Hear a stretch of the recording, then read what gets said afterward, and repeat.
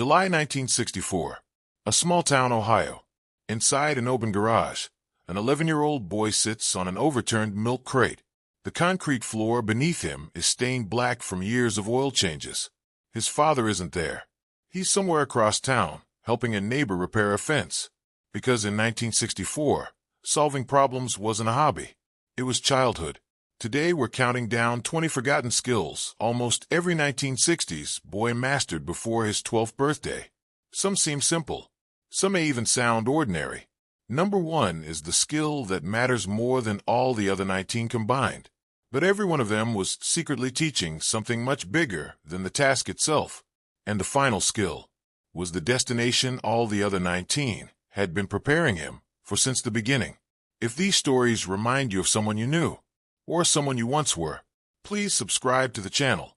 If you are a senior above 60 years, click the first link in the description for an ebook specifically made for you. Let's begin. Number 20. Reading a thermometer and predicting the weather. An 11-year-old could step onto the back porch after breakfast, look toward the western horizon, and notice something changing. The clouds looked taller today. The air felt heavier. The wind had shifted. The birds were quieter. There was even a smell. Anyone who grew up before modern forecasting remembers it. That strange earthy scent that drifted across fields just before rain arrived. Nature gave the warning itself. Many boys learned from grandfathers who rarely explained anything twice. See those clouds? Storm before supper. Hours later, lightning flashed exactly where the old man predicted. The lesson stuck forever. Today, he often learns to refresh. One habit trains awareness. The other trains dependency. Number 19. Walking into a store and speaking to adults. Imagine being 10 years old. Your mother hands you $2. She says, "Go to Wilson's Hardware and buy 12 number 8 screws." Then she closes the door. You walk alone. No tracking app. No GPS watch. No phone. You push open the heavy wooden door. A brass bell rings overhead. Inside smells like sawdust and machine oil. Behind the counter stands a man in his 60s wearing suspenders. He knows your father. He probably remembers your grandfather. He looks down and asks, "What can I help you with, son?" And the boy answers without hesitation. These tiny interactions happen thousands of times across America every single day. No one called them confidence-building exercises. Yet that's exactly what they were. By age 12, many boys could comfortably speak with mechanics, bank tellers, cashiers, etc. Today, many children become nervous ordering food at restaurants. Not because they're incapable, because they've had fewer chances to practice. Confidence comes from interaction, not screens. Number 18. Starting a lawn mower. Every summer Saturday began the same way. The grass needed cutting. The family mower sat waiting in the garage.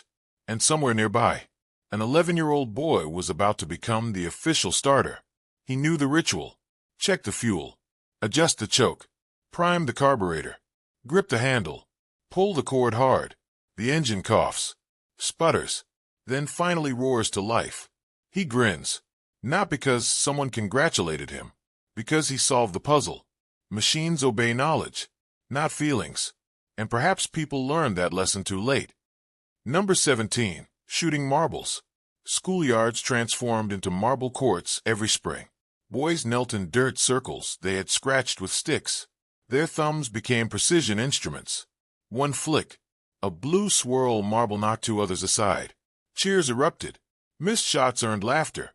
Arguments over inches lasted longer than the games themselves. But beneath the fun, something remarkable was happening. Tiny muscles strengthened. Distance became instinct. Angles became predictable. Patience replaced impulse. And many 11-year-old boys in 1964 understood that without ever hearing the phrase. Number 16. Building a tree fort. Every neighborhood had a tree. A towering oak. An old maple. Sometimes a giant elm that had survived storms older than anyone living nearby. The adults saw shade. The boys saw possibility. One Saturday morning, somebody would arrive carrying a rusty hammer borrowed from his father's toolbox. Another would drag over a handful of bent nails collected from a coffee can. Someone else found discarded lumber behind a construction site. By noon, A fort was under construction. No architect, no blueprint, no permit, just imagination. Ownership begins the moment a boy creates something with his own hands. Because once he builds it, he starts believing he can build other things too. A career, a family, a future. Number 15. Reading a paper map. Before satellites floated overhead, there was folded paper. Every family kept road maps somewhere, usually inside the glove compartment. The edges became soft from years of use. Knowing where you are means knowing how to move forward. A person who can orient himself physically often becomes better at orienting himself emotionally and morally too. The psychological lesson? A man who knows where he stands becomes much harder for confusion to control. Number 14. Catching and keeping bait. Fishing didn't begin at the lake. It started hours earlier, sometimes the night before. Rain had softened the soil. That meant earthworms would be near the surface. An old flashlight bounced through the darkness as two boys searched the backyard. There, one grabbed quickly before the worm disappeared underground. Coffee cans slowly filled. Grasshoppers required different tactics. Fields became hunting grounds. Quick hands mattered. Crickets hid beneath boards and rocks. Every successful catch increased tomorrow's chances of catching fish. By sunrise, those same boys walked toward the pond carrying cans that rattled softly with life inside. Only then did fishing begin. Preparation rarely receives applause, yet it determines nearly everything. And boys who learned that early carried it into adulthood. Number 13. Polishing shoes. Saturday evenings followed rituals. Bath, haircut if needed, clean clothes, and finally, the shoes. A newspaper spread across the kitchen floor. An old rag, a horsehair brush, a round tin of polish with fingerprints around the lid. The boy rubbed black wax into worn leather until every scratch disappeared. Then came brushing, back and forth, until dull leather reflected light. Nobody paid him. Nobody handed out trophies for shiny shoes. But Sunday morning arrived. He walked into church. Number 12. Repairing a screen door. Every summer screen doors took abuse. Kids slammed them. Dogs pushed against them. Eventually someone announced, "The screen door needs fixing." And surprisingly often, that someone wasn't calling for Dad. An 11-year-old grabbed a screwdriver, maybe pliers, perhaps a replacement spring, hanging from a nail in the garage. He tightened loose hinges, reattached hardware, pressed fresh screening into grooves with careful fingers. If he made mistakes, he learned, because every successful repair whispers, "You are capable," and that belief changes lives. Number 11. Memorizing telephone numbers. Children today remember usernames, passwords, verification codes. But in 1964, boys remembered people. Home phone, grandma's house, the family doctor, the neighbor across the street, the hardware store, the gas station. Without trying very hard, many could recite 15 or 20 numbers from memory. The boys of the 1960s weren't necessarily smarter. They simply trained different muscles, mental ones included. The psychological lesson? The human brain was once expected to remember, and because it was expected to, it usually did. Number 10. Delivering a message in person. There was a time when information couldn't travel faster than the person carrying it. Imagine a humid August afternoon in 1965. An 11-year-old boy is halfway through a game of stickball when his mother steps onto the porch. She doesn't call the neighbor. She doesn't send a text. She doesn't leave a voicemail. She simply says, "Ride over to Mrs. Parker's house and tell her supper will be at 6 instead of 5. The boy wipes the sweat from his forehead, drops the bat, jumps onto his bicycle, and pedals away. 10 minutes later, he knocks politely on a white screen door. Mrs. Parker answers. He removes his cap before speaking. "My mother said to tell you dinner will be at 6 o'clock tonight." She smiles. "Thank you, son." Then she asks him to wait. "Tell your mother I'll bring the pie." The boy repeats those words to himself the entire ride home. He isn't allowed to forget. When he returns, his mother asks, "What did she say?" He answers exactly, not approximately, exactly. Without realizing it, he has practiced memory. Number 9. Using basic hand tools. Walk into almost any garage in America during the 1960s, and you'll find a pegboard, rows of neatly hanging tools, hammer, handsaw, level, wrench, pliers, screwdrivers arranged by size. To a boy, that wall looked like possibility. His father might point to one tool. Bring me the Phillips. If the boy handed over the wrong screwdriver, he learned the difference. Eventually, he knew every tool by sight. And more importantly, he knew what each one was for. A hammer drove nails. A pry bar removed them. A wrench fit one bolt but not another. Number 8. Climbing trees. Every neighborhood had one. The tree every boy secretly measured himself against. Maybe it stood beside the schoolyard. Maybe behind the church. Maybe deep inside an empty lot where older kids disappeared every summer afternoon. Its lowest branch always seemed just high enough to challenge you. The first climb was awkward. Scraped knees, slipping shoes, shaky hands. But eventually one foot found bark, then another. Before long, the ground looked much farther away. Number 7. Washing the family car. Saturday morning, the sun barely above the rooftops. A green garden hose snakes across the driveway. A dented metal bucket slowly fills with water. Soap powder disappears beneath white bubbles. And somewhere nearby, an 11-year-old boy hears his father's voice. Don't forget the wheels. The family car wasn't merely transportation. For many households, it represented years of saving, vacations, church on Sundays, trips to grandparents. It deserved care. The boy sprayed dust from chrome bumpers, scrubbed white wall tires, worked around door handles with an old toothbrush. He rinsed, dried, then polished until reflections appeared in the paint. Number 6. Writing a proper letter. Before instant messages, communication traveled slowly, very slowly. A boy sat at the kitchen table, blue line stationery in front of him, a fountain pen or pencil in hand. His mother watched from across the room. Write your grandparents and thank them for the birthday gift. There were expectations. Begin politely. Spell correctly. Use complete sentences. Finish respectfully. Crossed out words look messy. So he thought before writing. Each sentence carried weight, because replacing it required effort. Letters weren't dashed off in 15 seconds. They reflected the person who wrote them. Some boys wrote to cousins serving overseas. Others wrote thank you notes after Christmas. Some even corresponded with pen pals in different states. Days later, a reply arrived.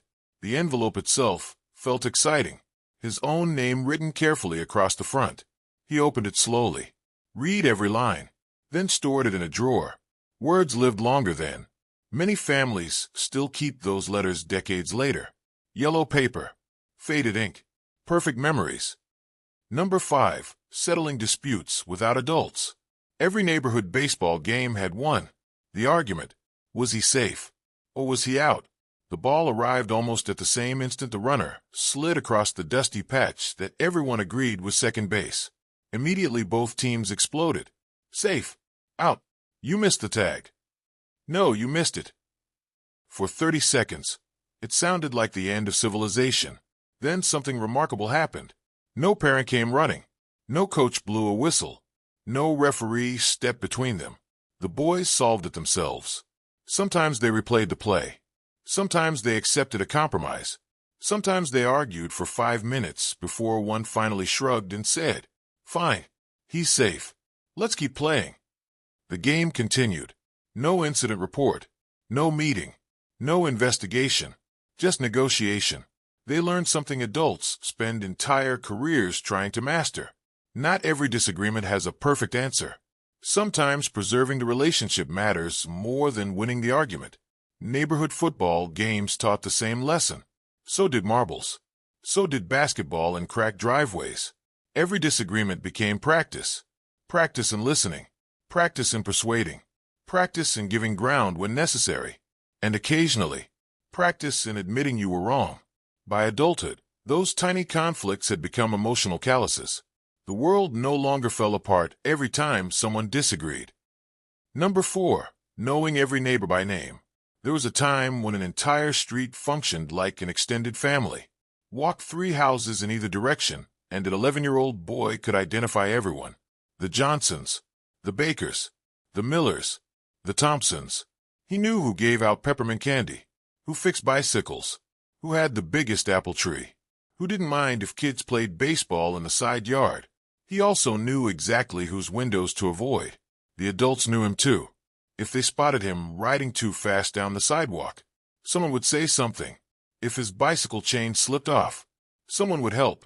If he scraped his knee, someone would hand him a bandage before sending him home. People watched each other's children, not out of suspicion, out of responsibility. One summer evening a boy might leave home after breakfast and not return until sunset. His parents weren't anxious, because at any point along the way, Mrs. Collins had probably seen him. Mr. Reynolds had waved. Old Mrs. Carter offered him lemonade. The neighborhood itself became a safety net. Trust traveled through familiarity. Everyone belonged somewhere. Children learned names naturally because they encountered people face to face every day. Today, many families live beside neighbors they've never met. Doors open. Cars leave. Garage doors close again. Months pass without conversation. Technology has connected continents, while sometimes disconnecting driveways. Number 3. Caring for younger children. In 1964, responsibility often arrived long before adulthood. An 11-year-old boy might hear just 6 words from his mother. Watch your little sister a while. That was enough. No instruction manual. No certification course. No emergency seminar. His younger siblings followed him into the backyard. He made sure they stayed away from the road, helped tie shoes, stopped arguments before they became tears, shared sandwiches, invented games. When one scraped a knee, he brushed away the dirt and walked them home. Parents trusted older children with younger ones because trust had already been built through dozens of smaller responsibilities. The arrangement benefited everyone. Younger kids felt protected. Older boys learned leadership. Leadership, after all, rarely begins with titles. It begins with caring for someone who depends on you.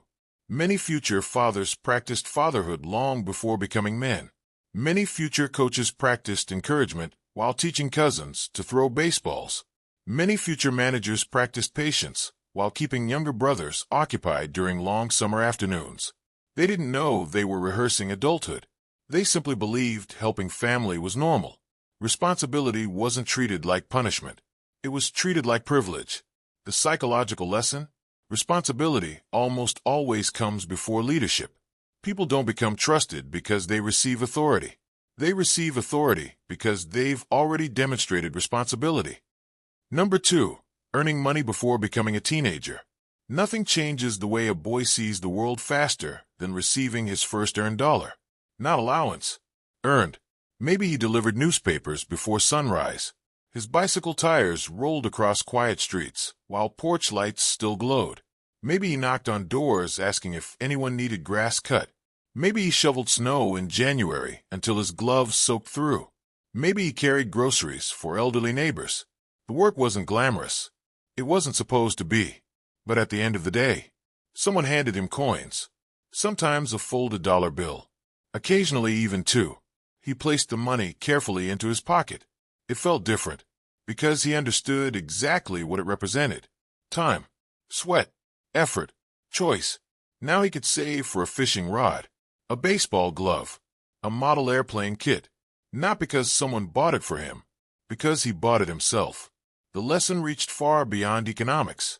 He discovered a direct relationship between action and reward. Harder work often produced greater results. Reliable work produced repeat customers. Good reputation created opportunity. One neighbor recommended another. Soon the little lawn mowing business practically ran itself. By age 12, many boys had already experienced entrepreneurship without ever hearing the word. And when adulthood arrived, earning money didn't feel mysterious. It felt familiar. Number 1. Being trusted completely alone. This was the real skill. The hidden skill. The one nobody talked about because everyone simply expected it. It wasn't knot tying. It wasn't lawn mowing. It wasn't map reading. It wasn't earning money. Those were only stepping stones. The destination was trust. Picture one final summer afternoon. 1966. A small farmhouse sits at the end of a gravel road. Its porch swings gently in the breeze. Inside, the kitchen clock reads 2:15. The parents have driven into town. They won't be back for 3 hours. At home remains one boy. He's 12 years old. His younger brother is 8. His little sister is 6. There's money on the counter in case they need milk. There are sandwiches wrapped in wax paper for lunch. The radio plays softly in the living room. And no adult is watching. No hidden camera. No GPS tracker. No hourly phone call. No neighbor checking every 15 minutes. Just trust. The boy knows the rules. Don't leave the property. Keep your brother away from the pond. If your sister gets hungry, make lunch. If anything unexpected happens, call Mrs. Jenkins next door. Then he gets on with the afternoon. He organizes a baseball game, fixes a loose bicycle chain, breaks up one argument between his siblings, washes the lunch dishes, feeds the dog. When his parents return, the house looks almost exactly as they left it. Nothing dramatic happened. And that is precisely the point. The parents don't congratulate him. They expected no less. Because over the previous 12 years, they had slowly prepared him for exactly this moment. Every lawn mowed, every shoe polished, every message delivered correctly, every younger cousin watched carefully, every map read accurately, every earned dollar, every repaired screen door, every conversation with adults, every responsibility accepted without complaint. All of them deposited another coin into an invisible account. The account was called trust. By age 12, it was full. Today, many young adults reach their 20s without ever being trusted completely alone. Not because they lack intelligence, because they were rarely given opportunities to prove themselves. Responsibility cannot develop in a vacuum. Someone must first hand it over, and then allow mistakes. The adults of the 1960s understood something profound. Competence isn't inherited. It's practiced. Trust isn't granted automatically. It's accumulated one small decision at a time. The psychological lesson? The greatest gift adults gave boys in the 1960s wasn't freedom. It was responsibility. Because responsibility eventually became trust. And trust became character. Now I'd love to hear from you. Which one of these forgotten skills did you actually learn before the age of 12? And which one do you wish today's kids still had the chance to master? Tell us in the comments below. Some of the best stories come from people who lived them. And if you enjoy documentaries that preserve the wisdom, resilience, and forgotten lessons of earlier generations, subscribe to the channel and join us for the next journey into the past. Because sometimes the best way to prepare for the future is to remember what once made ordinary children extraordinarily capable.